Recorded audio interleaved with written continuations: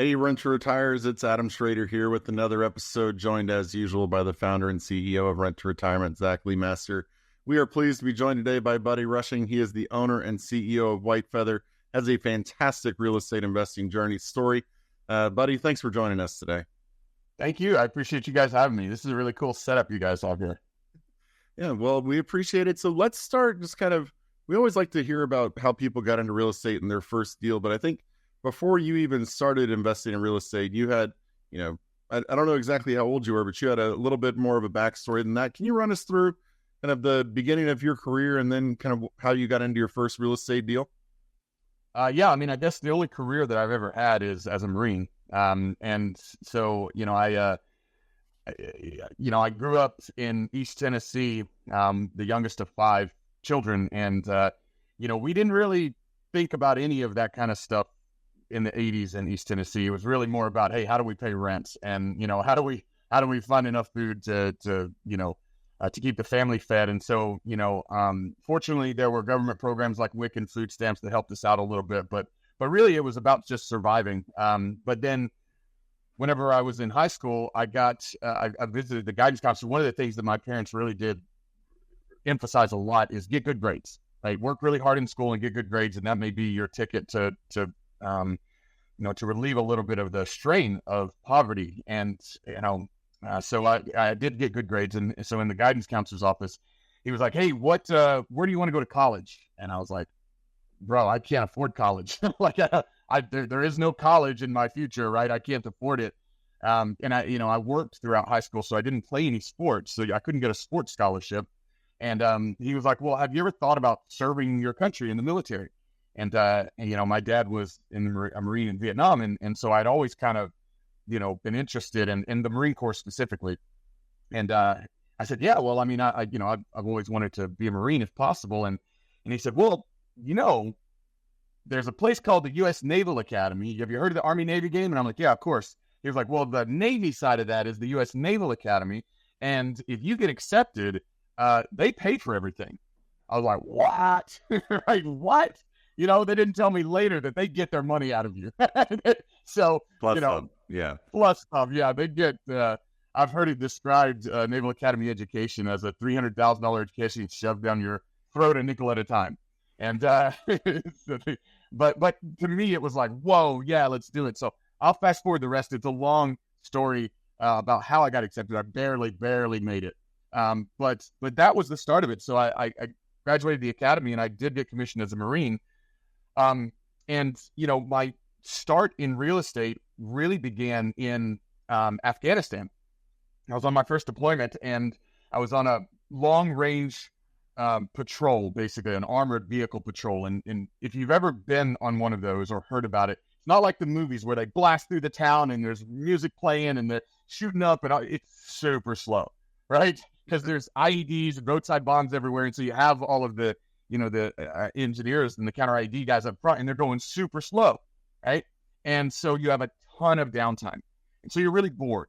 So we were on one of these long pauses and security was set up and everything. And I happened to glance down in between the radio mount and my seat, and there was a spine, a little purple book, right? And I pulled it up and I looked at it, and of course, anybody in real estate knows already without me saying it that that's Rich Dad Poor Dad.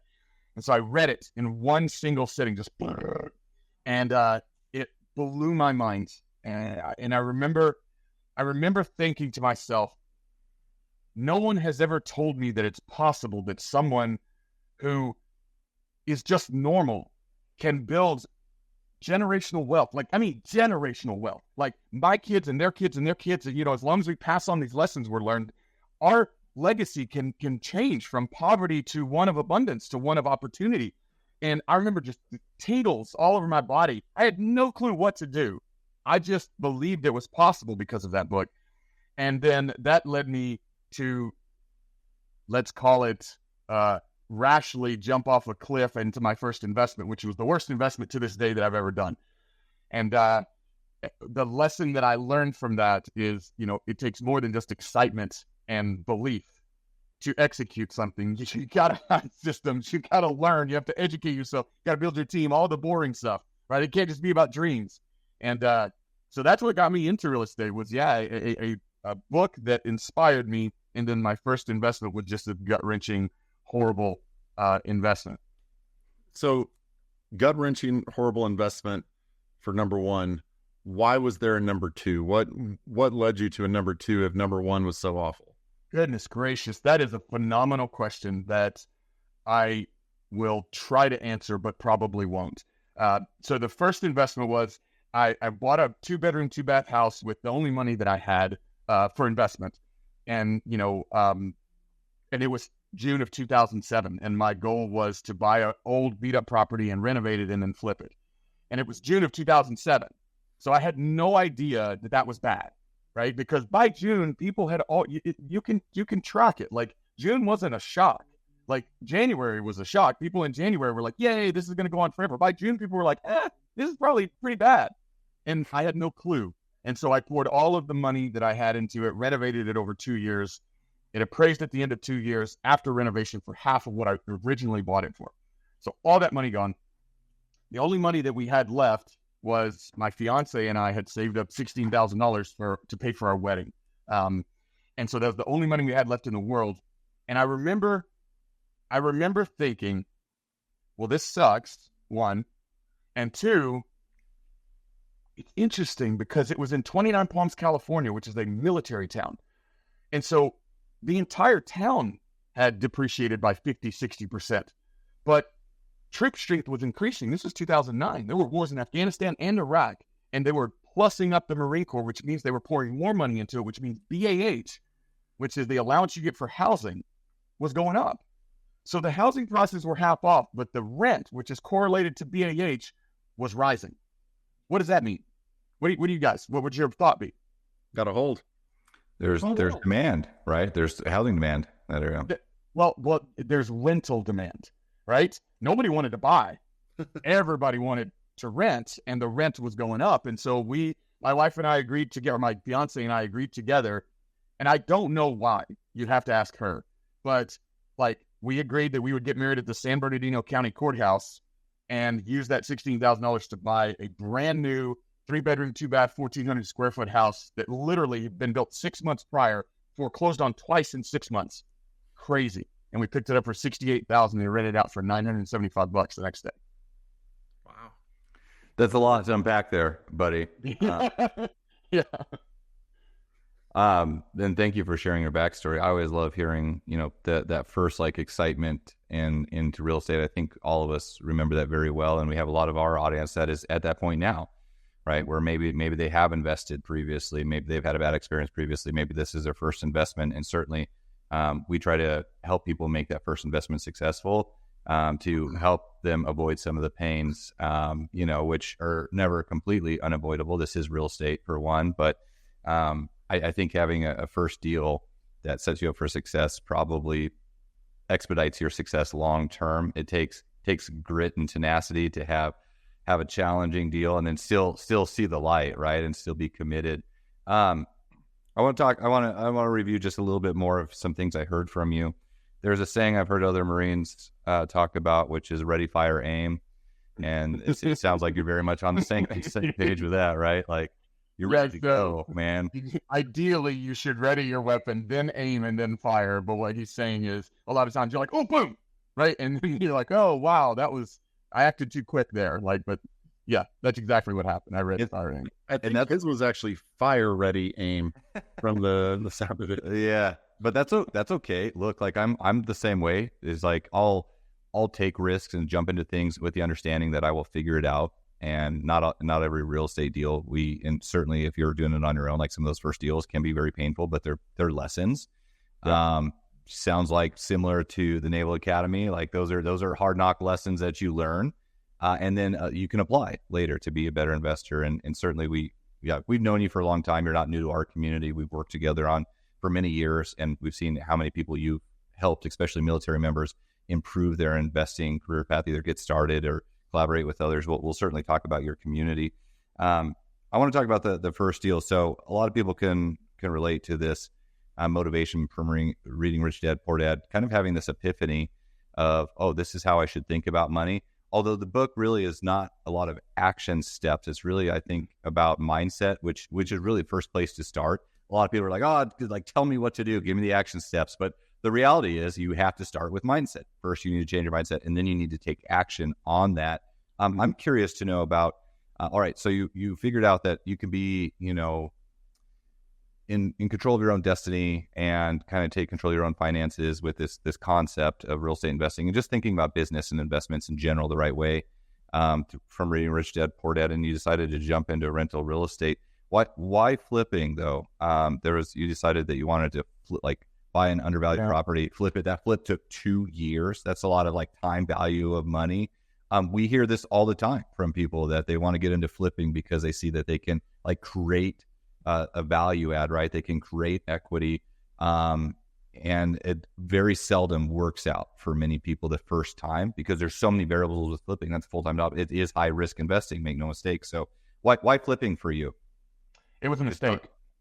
It was a mistake. It was because the depth of my knowledge was, what is it called? What's one of those really poppy flip shows on flip or flop. You remember Flip or Flop? Okay, or whatever. Any of the HGTV, handful of flipping it. All the glamour. The glamour, none of the reality, and none of the real talk about what margins actually are and time frames and all that stuff, right? So those are really they're entertainment, right? And I didn't realize that. I thought that they were education. And so I looked at that, and that's all when I thought to myself, oh, I want to make a bunch of money in real estate, it just naturally, because I'd seen a lot of those shows, I was like, okay, well, I'll just flip like those guys did. It was an absolute mistake because, one, I'm trying to flip starting in June 2017, right? Or, I'm sorry, 2007.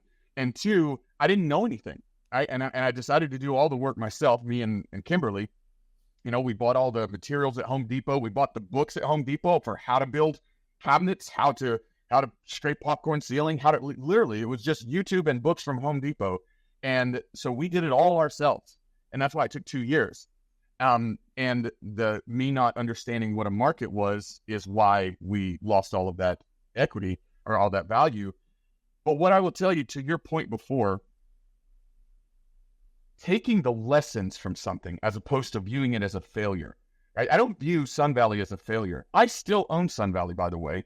It's worth now twice what I bought it for, and it's rented for 3 times what I pay in mortgage, right? It's rented for $1,650, and I pay $600 a month in mortgage, so maybe 2.5 times. So it's a great cash flowing property now with about $180,000 of equity because I still own it, right? So what I learned in that is, one, there's nothing wrong with flipping, by the way. I've flipped properties since then, and that's fine. Flipping's okay, but it's an active, high-risk endeavor. And, if that's the way you want to go, you just have to understand the variables and the risk profile. But what I realized when we bought that house and rented it out for $975, and all of a sudden we were making, $300-400 a month of cash flow every month, and it was appreciating, and it was paying itself down, and it was a tax haven. I looked at that and I was like, man, I even managed it myself, which we now no longer do. But even managing it myself, it was a few hours a month of work, right? And I looked at that and I said, okay, if what Robert Kiyosaki talks about as well is passive income financial freedom, right? Now, he talks about building businesses and stuff as well, but his kind of primary thing is passive income financial freedom. And so, we developed this sort of idea that if we really want to make generational wealth, then we have to build something that builds itself and that ultimately will feed us. And that's going to take a while. So we had our sights set on a 10, 15-year horizon for that. Now, we were talking about mindset. You mentioned coming from a family of 5, worrying about, food and being on WIC and all of that.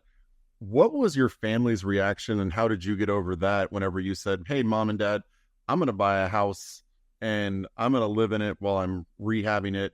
Because, that is something that was probably completely foreign to them. I'm guessing they hadn't read the Purple Bible yet. So how did you get over that hum? Because, a lot of families out there that don't understand real estate, they find out someone's going into it and their immediate response is, what the heck are you doing? So I'll do you one better. It's been 15 years since then. And we have, you guys know the stats of what we've been able to create, right? and my mom and dad still don't really understand. Right. So, I mean, they are lovely people. And the thing that they do is they love me. Right. And they wish the best for me, but they just don't understand it. And to them, it's like, oh, this is this unknown world and it's risky. Right. You could just be careful. My mom, she's a, she is from Mexico, or she's from America, but like she's Mexican. And so she calls me mijo, which means my son. And I remember how many times as we went along, I would tell her little snippets of, success stories that we had because I wanted her to be proud and excited. She's like, yep, that's great. Just be careful, mijo. Right. And that's what she would say over and over because she cares about me. Right. And we know that when you do it right, you can mitigate risk to the point where the reward is 10x, 15, 20x what the risk is if you do it right.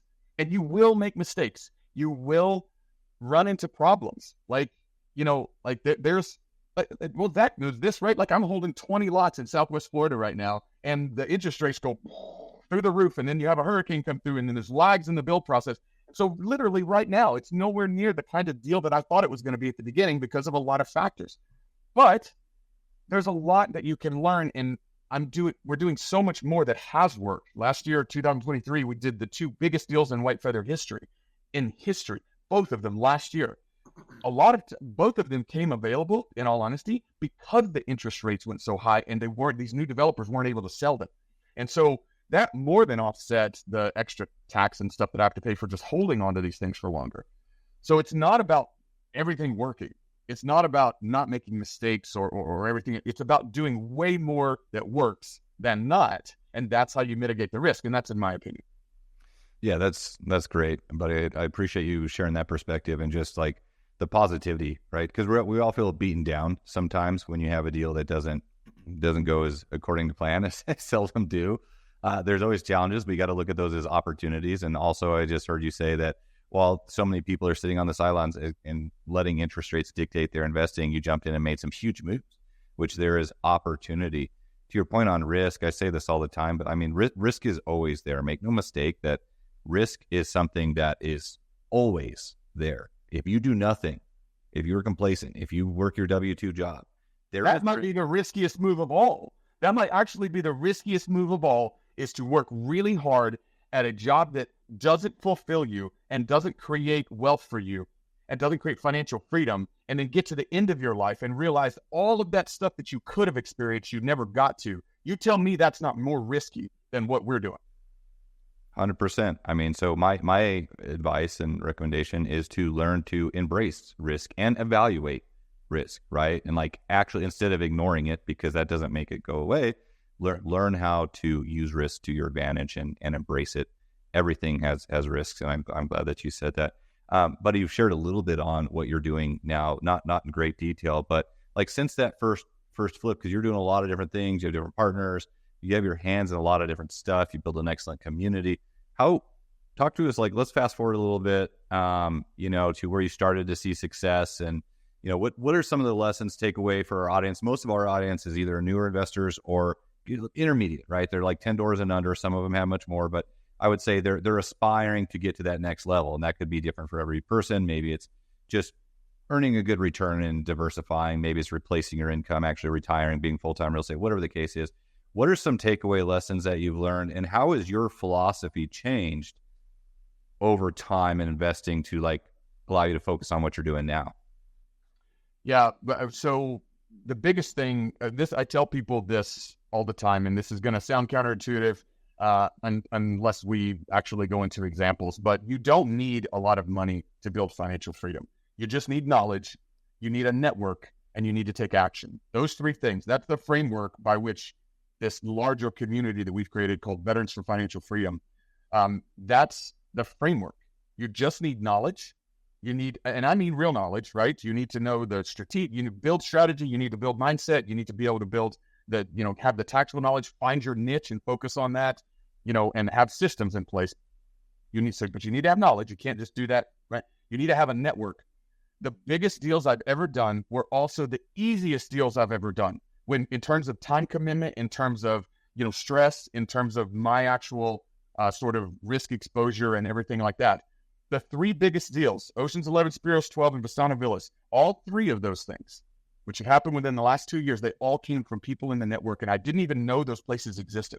They brought them to me, and I helped take them to the finish line and bring the investors and the capital and some of the other stuff, right? But basically, I dipped in those three examples. All I did was I dipped into the different parts of the network and brought the pieces together on the chessboard, and then we executed, and they were the three most lucrative deals in White Feather history, and they were also the three easiest from the perspective of, stress and risk and work.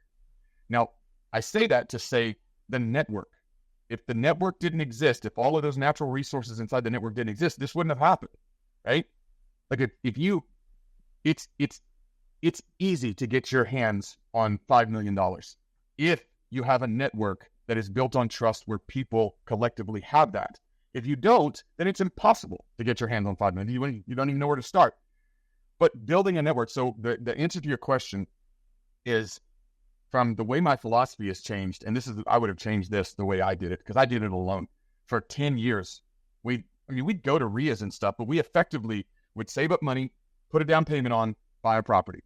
Then we would, buy a property and try to do a bird deal. But it was all our own cash.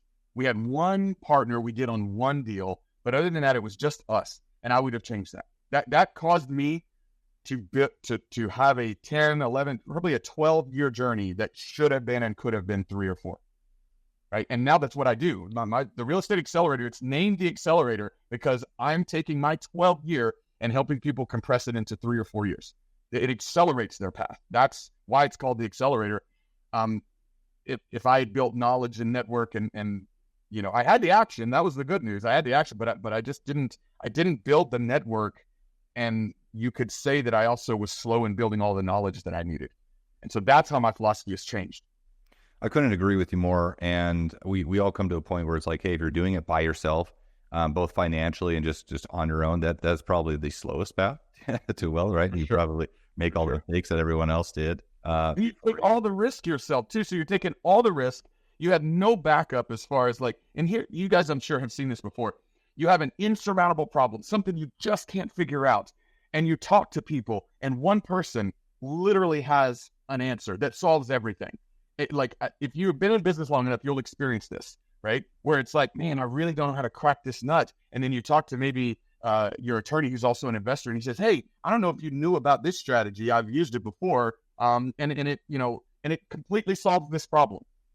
What recommendation, and I mean, that is so true as far as that's the power of a network, right? Is connecting with the right people, and you can't really associate a price tag with that, right? It's just trying to put yourself out there and connect with the right people.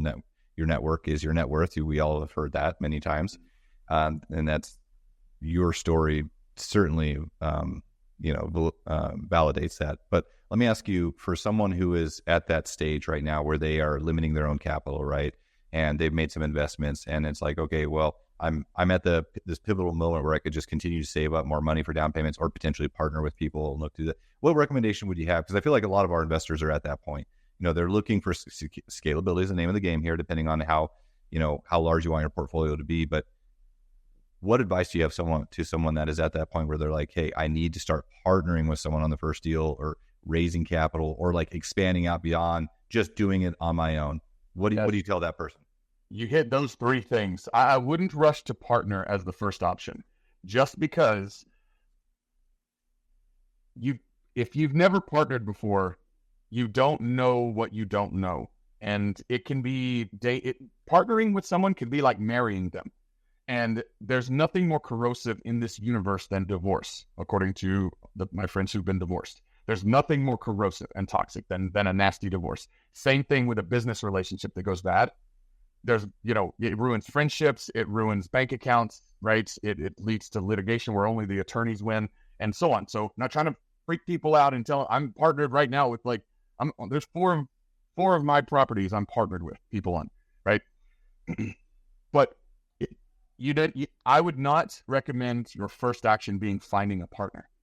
Raising capital is one thing. That's not partnering. That's raising capital. And I think that raising capital has to be a fundamental quiver or arrow in the quiver of anybody that's wanting to be an investor. It's a superpower. It certainly is. Can you define both of those? Because I think a lot of people make the mistake of looking at those as being like congruent things, or not really understanding how to form partnerships. I agree with what you said. I mean, partnerships, a lot of people, what we see is they jump into partnerships because they feel like they need to. There's someone, they're excited, they meet someone, but raising capital from someone is not a partnership. No. Can you define that for us a little bit more, buddy? Yeah, absolutely. It comes down to expectation and control. So when you're in a partnership, the expectation is that you are in some form or fashion either co-equal or somewhere in and around there. You both have say on what happens. You both have roles and responsibilities, and you both also are threat vectors. So if Zach, if you and I partner and we form an LLC and we go do a bunch of really great stuff, and then, you get like, I don't know, or I get, either one, get like wrongly accused of something and dragged into court, and for whatever reason we lose and they, attach our assets. Well, guess what? Well, now I'm dragged into this with you, or you're dragged into this with me. What if you go through a nasty divorce, or I do, and all of a sudden it's just this contentious whatever, the other partner gets dragged into it. So it's, when you form a partnership, it's about expectation and control, right? And if you don't, what often happens is people don't clearly define the roles, and so or define the expectations, and then, resentment happens, and then when a deal goes bad, it's just a catalyst. With raising capital, all you're doing is you're saying, I'm going to give you the opportunity to invest in this instrument, and you will get this expected return if the deal performs well, right? That's it. They have no control whatsoever. They also have very little risk, other than just, their returns being diminished, or maybe in a catastrophic, it's a loss of capital. But as the person who's borrowing the money, you tend to and should be taking more risk than them, right? And you should be putting capital in yourself if possible, and so on. But it really comes, when raising capital, I look at it like, okay, you're going to get an opportunity to invest in this. Your bonus, your return that you get is money. You don't have any control at all. Like, I will tell you everything that's happening, and I'm more than happy to take advice from you and things like that. But at the end of the day, the investor, the passive investor, the person who loans you capital, shouldn't be telling you how to manage the business. That's the key difference between raising capital and taking it on a partner. Yeah. Over the years, as you've changed, we talked a little bit about how you've changed your investment strategy when it comes to, your own money, raising other people's money, that kind of thing. How has your evaluating of deals changed over the years as you've gotten to be a, more and more experienced investor? I evaluate deals now. My first deal or two, I did not. So, it has. I will tell you this: if you are a person of integrity, or aspire to be a person of integrity, raising money from banks is one thing, right? You borrow money from a bank and they have an agreement, and they don't care about you. You don't care about them. If the deal goes bad, they just take your asset or whatever. Raising money from friends and family, which is where it normally starts, that is a whole different ballgame. You got, especially if you got people self-directing their retirement accounts into your deals. That's their retirement money.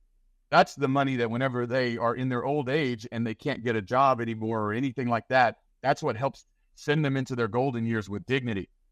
If you blow that, you're robbing them in their weakest, most vulnerable state. You got to think like that, which means that honestly, man, my due diligence goes way up. And oftentimes what I will do when I raise capital is I come to terms with myself that if this deal goes bad, then I will give them one of my properties of equal value. I am not the guy that just says, oh man, there's risk in real estate. Sorry about that. Right? Now, like, what I mean by that is when I personally raise money, not whenever I'm a part of a syndication I'm invested in or anything. I mean, when I say, hey, Zach, I've got this deal. I need $100,000. It's going to be great. We're going to go do this deal. It's going to be, and Zach says, Roger that. Here's $100,000. If this deal blows up, Zach's getting his money back. Even if I have to give him one of my properties that's worth $100,000. Does that make sense?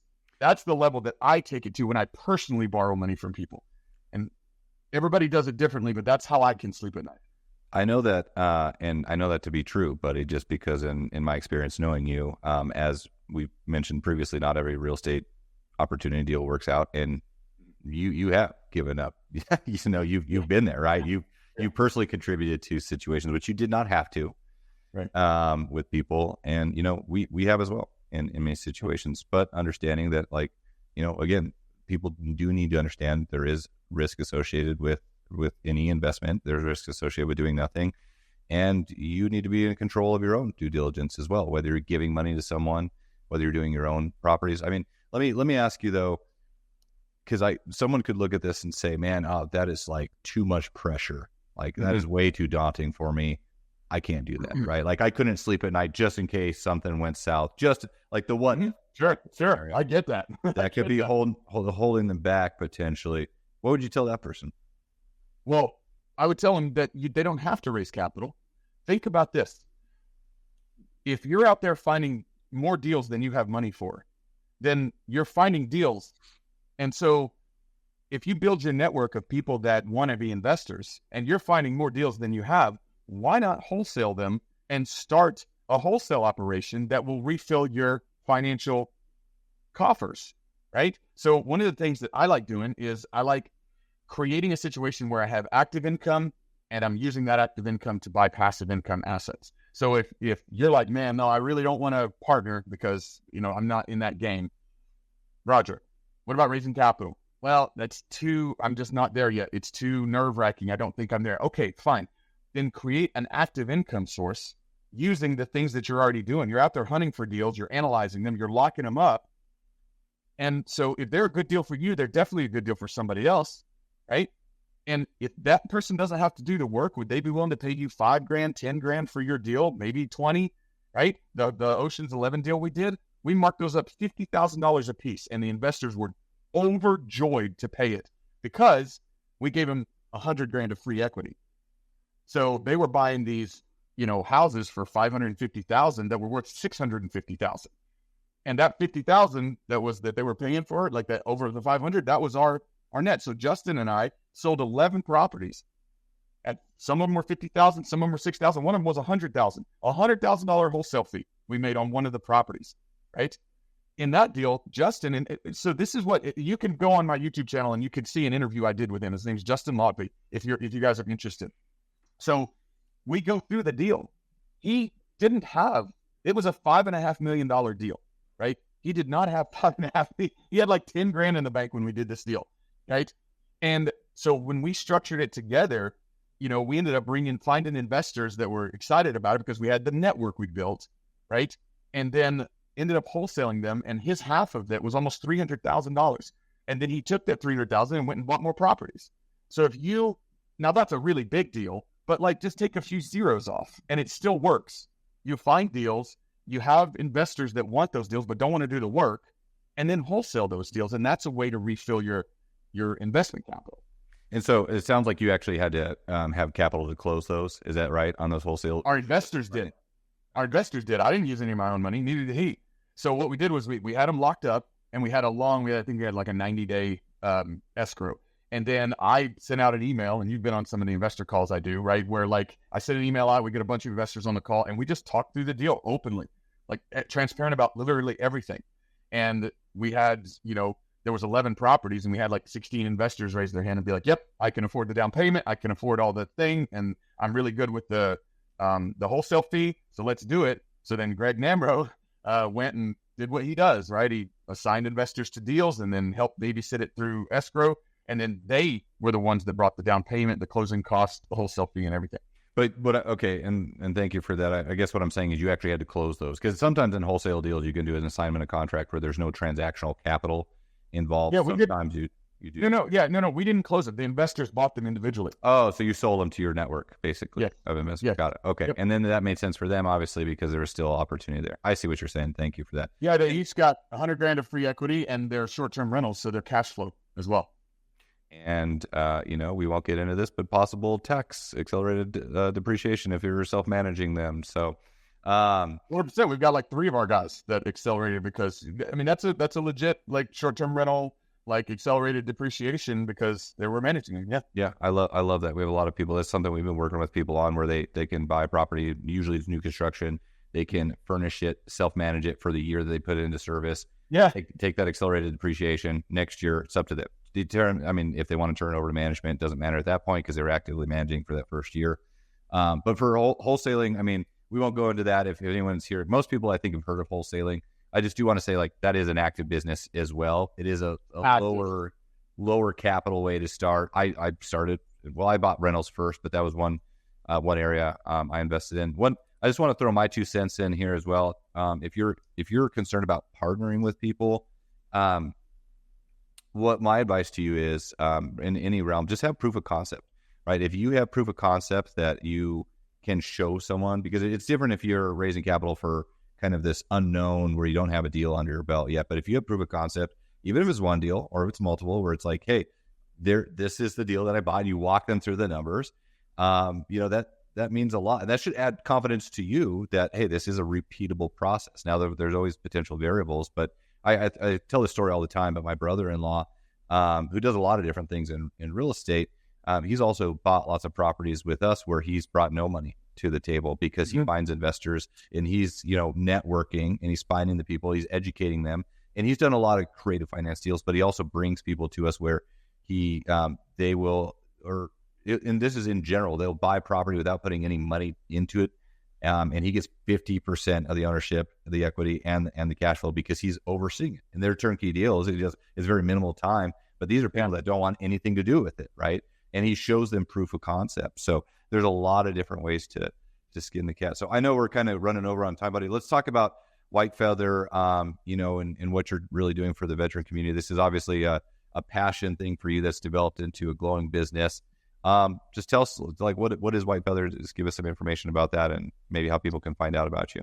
I had this network of Marines that were all interested in investing. And so that's where it started. I started coaching them and like teaching them how to run the numbers and helping them do deals. And word just rapidly spread. And then, people started saying, hey, if we want you to do more than just coach us with deals, like teach me how to be an investor. And so we created the Real Estate Accelerator, which is a 6-month training program that basically takes people and turns them into business owners. And so that's been very successful. We've had around 300 people graduate from that and go on to build businesses and things. And so this last year, I'm very proud of this. We launched a free community called Veterans for Financial Freedom. And the purpose of that is to reach, there's 16.5 million veterans in the United States, and most of them are not financially free. So our moonshot is to eventually reach everyone. And so we launched the community, and within the last 4 months, we've got about 1,200 people in it now. And it's a community that is meant to bring military veterans and their families together and teach them the things that they need to know to build financial freedom, and then work together to rise together as a community. And so that's it. That's what we do. I mean, you can go to whitefeatherinvestments.com or veteransforfinancialfreedom.com. Or you can find me on any socials. It's just Buddy Rushing. You can find me on Facebook and Instagram. I've got a YouTube channel, all that stuff. You can just type in like Buddy Rushing Real Estate Investments, because if you just type in Buddy Rushing, you'll get Marines that are doing Buddy Rushes. And so not coined from you back in your day, right? No, not me. Around a long time ago. All right, buddy. Well, thank you so much for joining us today. Really appreciate you sharing your journey, and hopefully helping people figure out how they can continue improving their investing journey. So really appreciate that. We'll put all the links that Buddy just mentioned in the show notes, because there's a lot of value in all of those. So if you want to check out our turnkey investment opportunities, you can head over to renttoretirement.com. That's renttoretirement.com. Schedule a call, check out the inventory. And don't forget, if you have any questions that you want Zach and myself to answer in future episodes, email them to podcast@renttoretirement.com. That's podcast@renttoretirement.com. Really appreciate the time you spent educating yourselves today. We'll talk to you on the next episode. Thanks for watching the Rent to Retirement YouTube channel. Check out some of our other videos, like this one, or this one here.